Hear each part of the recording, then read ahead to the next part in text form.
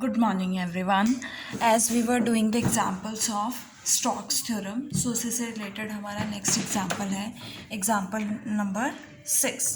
So example number 6 देखो क्या है, evaluate by Stokes theorem line integral e raised to power x dx plus 2y dy minus dz where c is the curve x square plus y square is equals to 4 and z is equals to 2. सी आपको ये curve दिया हुआ है. तो सबसे पहले हमें line integral find out करना है. तो बाय हम स्टोक्स थ्योरम का यूज़ करेंगे. सबसे पहले स्टोक्स थ्योरम लिख लेते हैं क्या होती है. स्टोक्स थ्योरम में आप line integral over close curve C F vector dot D R vector को सरफेस इंटीग्रल में चेंज करते हो, जो कि किसके इक्वल होता है, curl of F vector dot N cap D S के इक्वल होता है. अब देखो यहाँ पे हमें ये इंटीग्रल दिया हुआ है, तो मैं इस इंटीग्रल को इस तरह से राइट कर सकती हूँ. Integral C dot product of E raise to power X I cap plus 2y J cap plus minus K cap, और डॉट प्रोडक्ट किसके साथ हो जाएगा, डी एक्स आई कैप प्लस डी वाई जे कैप प्लस डी जेड के cap. और यहाँ से आपके पास ये क्या बनेगा, एफ वेक्टर, और ये आपके पास as you know that D R vector है. तो हमें एफ वेक्टर मिल गया. अब हमें अगर मैं इससे स्टोक्स थ्योरम से फाइंड आउट करूँ तो मुझे ये इंटीग्रल फाइंड आउट करना है. ये सरफेस इंटीग्रल के लिए मुझे कर्ल एफ फाइंड आउट करना है. तो कर्ल एफ वेक्टर क्या बनेगा, determinant of I cap J cap के cap curl by curl x curl by curl Y curl by curl Z. और एफ वेक्टर के कंपोनेंट्स क्या हैं, e raise to power X 2y minus 1 which is equals to I cap, और यहाँ से -1 का partial derivative y के respect में 0, 2y का पार्शियल डेरिवेटिव z के रिस्पेक्ट में 0, minus J cap E raise to power x का पार्शियल डेरिवेटिव z के रिस्पेक्ट में 0, और ई रेज टू 2y का पार्शियल डेरिवेटिव x के रिस्पेक्ट में 0, प्लस के कैप, यहाँ से 2y का पार्शियल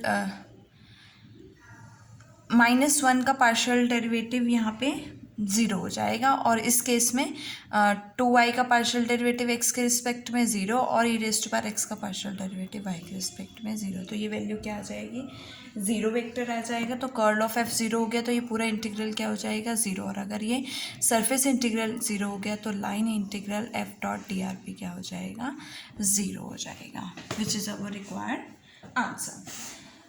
तो यहाँ से हमारे पास इस इंटीग्रल की वैल्यू क्या आ जाती है, 0 आ जाती है. नाउ नेक्स्ट एग्जांपल नंबर 7 लेके चलते हैं. Evaluate Stokes theorem, same as example number 6 है. हमें ये इंटीग्रल दिया हुआ है where C is the curve X square plus Y square is equal to 1 Z is equals to Y square. So यहाँ से हम इसको राइट कर सकते हैं वाई जेड आई कैप प्लस एक्स जेड जे कैप प्लस एक्स वाई के cap dot D x आई cap plus D Y जे cap plus D Z के cap. और यहाँ से हमारे पास एफ वेक्टर की वैल्यू क्या आ जाएगी, F vector is equals to Y Z I cap plus X Z J cap plus X Y के कैप हो जाएगा. अब देखो लाइन इंटीग्रल को स्टोक्स थ्योरम से सरफेस इंटीग्रल में सेम इसी तरह से हम जो है कन्वर्ट कर सकते हैं. तो अगर मैं curl F surface integral over curl F vector dot N cap find out करूँ तो सेम इसी की वैल्यू आएगी. तो मुझे क्या फाइंड आउट करना है, curl of F vector find out करना है. तो कर्ल ऑफ एफ वेक्टर क्या बनेगा, determinant of I cap J cap के कैप, और यहाँ से क्या आएगी value, Y Z X Y, और नहीं curl by curl x curl by curl Y and curl by curl Z, और Y Z X Y value आएगी. अब इसे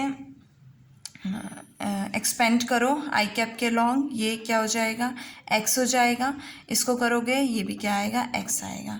माइनस जे कैप के लॉन्ग करोगे इसका पार्शियल डेरिवेटिव एक्स के रिस्पेक्ट में वाई जेड का पार्शियल डेरिवेटिव जेड के रिस्पेक्ट में अगेन वाई. उसके बाद प्लस के कैप, यहाँ से क्या आएगा, एक्स जेड का पार्शियल डेरिवेटिव एक्स के रिस्पेक्ट में जेड, और वाई जेड का पार्शियल डेरिवेटिव वाई के रिस्पेक्ट में जेड, तो ये सभी क्या आ गए हैं 0, तो मेरे पास वैल्यू 0 हो गई है। तो सरफेस इंटीग्रल क्या हो जाएगा 0, और सरफेस इंटीग्रल 0 है तो line integral F dot D are क्या हो जाएगा 0 हो जाएगा। इट मीन्स ये इंटीग्रल क्या हो जाता है 0 हो जाता है। Now next example is example number 8। Using Stokes theorem evaluate this integral where C is the boundary of the triangle with vertices at 2, 0, 0, 0, 3, 0 and 0, 0, 6 ये हमने जो है ड्रॉ कर लिया है।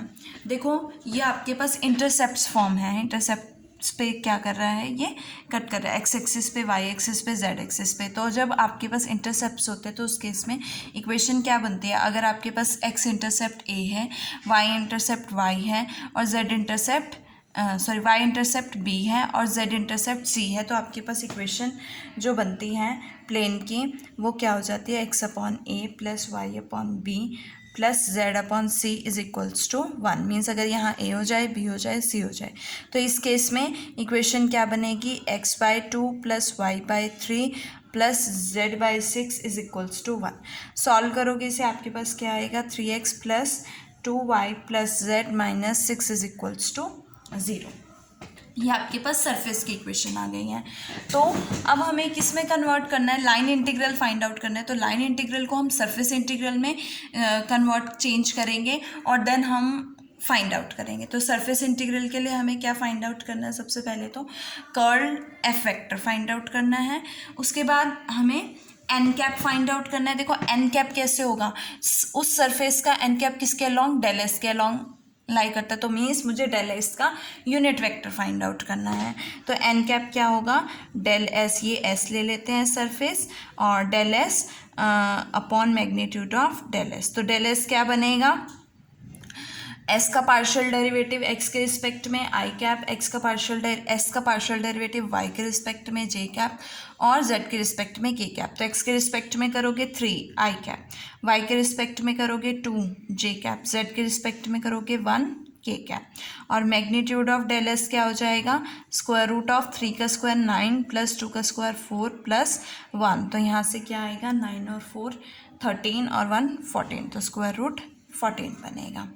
नाउ एन कैप की वैल्यू क्या आ जाएगी 3 I cap plus 2 J cap plus K cap divided by square root of 14। अब हमारे पास ये वाला इंटीग्रल है ना, तो ये इंटीग्रल है, तो यहाँ से एफ की वैल्यू क्या बनेगी, इसको किस तरह से राइट कर सकते हो, एक्स प्लस वाई आई cap plus 2x minus Z जे cap plus Y plus Z के कैप, और डॉट प्रोडक्ट किसके साथ dx I cap plus dy J cap plus dz K cap.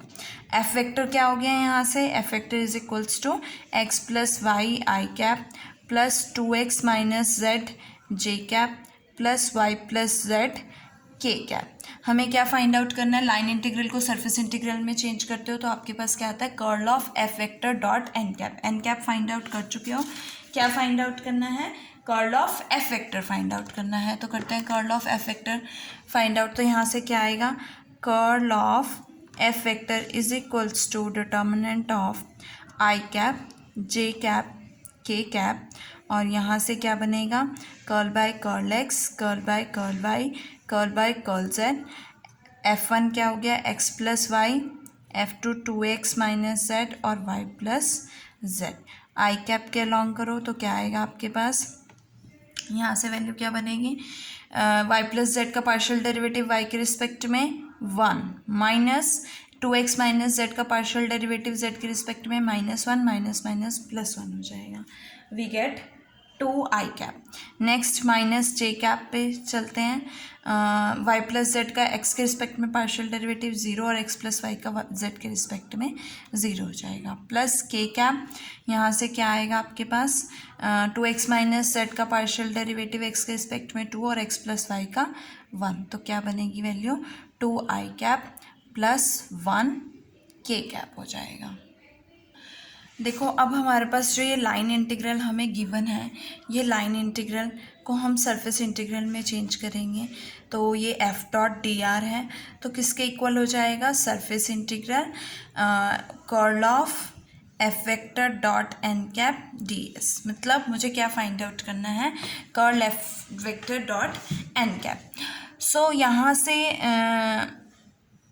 आपके पास कर्ल एफ वेक्टर क्या आया, 2i cap plus K cap. हमें N cap के साथ इसका डॉट प्रोटेक्ट करना है, तो क्या आएगा यहाँ से, curl F vector dot N cap का डॉट प्रोटेक्ट करोगे 1/√14 और यहाँ से 3i cap plus 2j cap plus K cap dot 2i cap plus K cap. तो यहाँ से क्या वैल्यू बनेगी आपके पास, 1/√14, 3 to 6 और प्लस 1 क्या बनेगा, 7 बनेगा। तो यहाँ से वैल्यू क्या आएगी, 7 आएगी, 7/√14।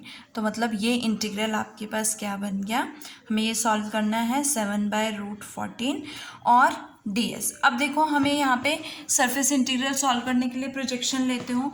जो आपके पास सरफेस है वो 3x plus 2y plus z minus 6 is equal to plane 0 है, जो कि एक प्लेन है।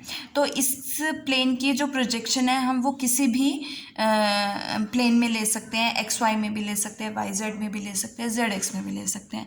लेकिन मैंने आपको बताया है कि जब भी ऐसा केस हो कि जिसमें तीनों के उसमें हम प्रोजेक्शन ले सकते हैं, हम प्रेफर करते हैं कि हम एक्स वाई प्लेन में जो है प्रोजेक्शन ले, ताकि लिमिट्स फाइंड आउट करना और सॉल्व करना ईजी हो जाए। सो हम किस प्लेन में लेंगे, एक्स वाई प्लेन में प्रोजेक्शन लेंगे। अगर मैं एक्स वाई प्लेन में प्रोजेक्शन लूँगी तो डी एस क्या हो जाएगा, D X D Y divided by N cap dot K cap का मैग्नीट्यूड। एन कैप आपके पास क्या है, एन कैप है 2i cap plus K cap, और इसका के कैप के साथ करोगे 1 ही आएगा। तो यहाँ से आपके पास 1 आपके पास ये तो कर्ल एफ की वैल्यू है। एन कैप की वैल्यू देखो क्या है, 1/√14, 3i cap plus 2j cap plus K cap. इसका डॉट प्रोडक्ट के कैप के साथ करोगे तो 1/√14 हो जाएगा। तो ये क्या बनेगा, 1/√14 और √14 dx dy हो जाएगा। ये ds की वैल्यू। अब हमें क्या फाइंड आउट करनी है, लिमिट्स फाइंड आउट करनी है। सरफेस की इक्वेशन, प्लेन की इक्वेशन क्या है, ये है। तो कैसे, एक्स वाई प्रोजेक्शन है तो एक्स और वाई की लिमिट्स फाइंड आउट करनी है। सबसे पहले y की लिमिट्स फाइंड आउट करेंगे। तो y के राइट साइड में जितने भी वेरिएबल्स हैं, z वेरिएबल है ये 0 हो जाएगा और ये 6 राइट हैंड साइड में चला जाएगा, और लेफ्ट हैंड साइड में जो वेरिएबल है वो राइट हैंड साइड में चले जाएंगे। मीन्स 2y की वैल्यू क्या आएगी आपके पास, 6 minus 3x, which implies y is equals to 6 minus 3x by 2 हो जाएगा। And y is greater than equals to 0 and less than यहाँ से 6 माइनस 3x/2। तो y की लिमिट्स क्या बनेंगी, from 0 to 6 minus 3x/2। x की लिमिट्स फाइंड आउट करते हैं। तो x के राइट में जितने भी वेरिएबल्स हैं, ये 2 वेरिएबल्स हैं y और z, ये दोनों 0 हो जाएंगे। 6 को राइट हैंड साइड में ले जाओगे, आपके पास क्या आएगा, 6, x is equals to 2। So we get 0 to 2। x की लिमिट्स क्या आ जाएंगे, 0 to 2। तो सरफेस इंटीग्रल क्या बनेगा, सबसे पहले y की लिमिट्स मीन्स जो वेरिएबल में होती है सबसे पहले वो पुट करते हैं। सबसे पहले हम क्या करेंगे, y के रिस्पेक्ट में इंटीग्रेट करेंगे। और यहाँ पे आपके पास क्या है, 7/√14, ds की वैल्यू क्या है, √14 dx dy है। तो √14 से √14 कैंसिल हो जाएगा, 7 dx dy। हमें किसके रिस्पेक्ट में करना है, पहले dy के रिस्पेक्ट में और फिर dx के रिस्पेक्ट में। तो dy के रिस्पेक्ट में इंटीग्रेट करोगे, क्या आएगा, 7 बाहर ले लेते हैं, y 0 to 6 माइनस 3x/2 हो जाएगा। तो यहाँ से आपके पास क्या वैल्यू बनेगी, इंटीग्रल 0 to 2 6 माइनस 3x/2 और 0 के लिए 0 हो जाएगा dx। x के रिस्पेक्ट में इंटीग्रेट करोगे तो क्या आएगा, 0 to 2 6x minus 3x² 2, that is 0 to 2 और 2 पुट करोगे तो आपके पास क्या आएगा, 12 माइनस 4 3 12/2 और माइनस 0 के लिए तो 0 ही हो जाएगा। तो 6 और 3 7 3 21 आएगा, 7/2 इंटू 6 और यहाँ से आपका आंसर क्या आएगा, 21 आएगा। So now our next example number 9 is evaluate integral f dot dr by Stokes theorem where f vector is equals to this and c is the boundary of the triangle with the vertices this. ये मैंने triangle draw किया जिसकी vertices this है, हमें इसके along जो है ये इंटीग्रल जो है फाइंड आउट करना है. सो स्टॉक्स थ्योरम का यूज़ करना है तो हम लाइन इंटीग्रल को सरफेस इंटीग्रल में चेंज करेंगे और लाइन इंटीग्रल को सरफेस इंटीग्रल में चेंज करते हो तो क्या वैल्यू आती है आपके पास, that is curl of F vector dot N cap D R. ठीक है, सॉरी डी एस. तो यहाँ से हमें ये सरफेस इंटीग्रल फाइंड आउट करना है तो उसके लिए सबसे पहले कर्ल एफ फाइंड आउट करेंगे.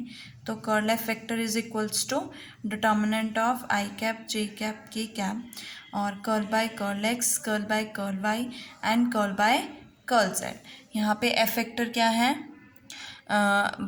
वाई स्क्वायर हो जाएगा I cap first component X square minus X plus Z. Solve करोगे आई कैप यहाँ से क्या बनेगा, एक्स प्लस जेड का पार्शियल डेरिवेटिव वाई के रिस्पेक्ट में 0 और 0 माइनस जे कैप यहाँ से क्या आएगा -1 और ये क्या हो जाएगा 0 हो जाएगा प्लस के कैप यहाँ से क्या आएगी वैल्यू 2x और -2y. तो ये तो 0 हो गया, आपके पास क्या बचा है J cap plus 2x minus Y के कैप.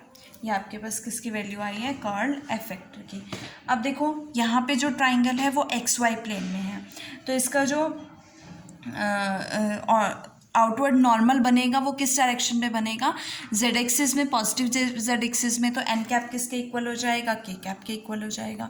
तो एन कैप के कैप के इक्वल है तो curl F vector dot N cap क्या बनेगा आपके पास 2 of x minus y value आ जाएगी. तो ये वैल्यू आ गई अब हमारे पास. अब हमारे पास डी एस क्या बनेगा, एक्स वाई प्लेन में है तो डी वाई और डी एक्स बनेगा. तो सरफेस इंटीग्रल क्या बनेगा 2x minus Y D Y D X. हमें क्या फाइंड आउट करनी है, लिमिट्स फाइंड आउट करनी है. सो लिमिट्स के लिए देखो x की रेंज हमें सिंपल दिखाई दे रही है कि 0 से 1 है तो x की लिमिट्स तो क्या है फ्रॉम 0 टू 1. लेकिन y की लिमिट्स के लिए अगर मैं y 0 से स्टार्ट करती हूँ तो ये यहाँ से जाएगा और इस लाइन के अलोंग आएगा, है ना, ये इस लाइन के अलोंग. तो हमें इस लाइन की इक्वेशन फाइंड आउट करनी है. तो इक्वेशन कैसे फाइंड आउट करते हो, y minus y1 is equals to y2 minus y1 upon x2 minus x1 x minus x1. यहाँ पे y माइनस y1 क्या है 0 है और y2 क्या है 1 माइनस y1 0, x2 क्या है 1 माइनस 0 और x माइनस 0. तो यहाँ से आपके पास वैल्यू क्या आ जाएगी x आ जाएगी. तो इक्वेशन क्या बने y is equal to x आएगी. अब देखो y की लिमिट्स क्या बनेंगी 0 टू दिस, ये यहाँ पे ख़त्म हो रही है ना इस लाइन के अलोंग.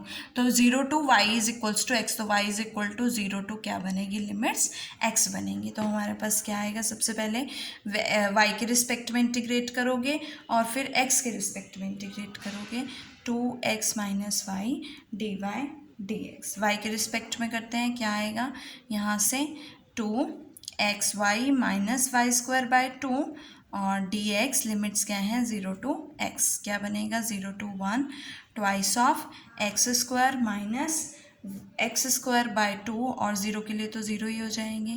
तो यहाँ से एक्स स्क्वायर बाय 2 बनेगा 0 to 1 2 into x square by 2 2 से 2 कैंसल डी एक्स. इंटीग्रेट करोगे क्या आएगा x cube by 3 0 to 1 we get 1/3 हमारा जो है रिक्वायर्ड आंसर है. नाउ नेक्स्ट है example number 10. Evaluate by Stokes theorem integral this where C is the boundary of the rectangle.